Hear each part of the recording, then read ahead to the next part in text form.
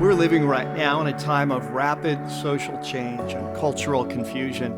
And in the midst of a culture that's increasingly hostile to the worldview of Jesus and his word. And in this context, there are many Christian leaders, pastors, authors who are comparing this time in which we live to the times that Israel was facing when they were taken away from their homeland to live in exile in Babylon. This was an extremely challenging, confusing time for Israel. But in the midst of that chaos and confusion, God spoke a powerful message to the nation through the prophet Jeremiah.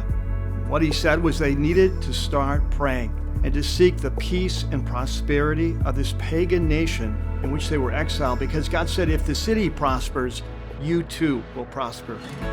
And so on this Thursday, we're gathering here on our campus for the National Day of Prayer for a special encounter service to seek God and to pray for the peace and prosperity of our nation, that he would send us a spirit of repentance, that we would turn back to God so he can bless us again.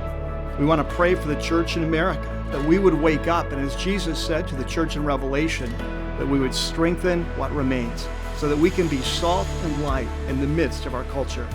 And to pray for our own church, the church at Rocky Peak, that God would continue to lead, guide, and empower us to live boldly for Jesus in the midst of a culture that's increasingly far from God.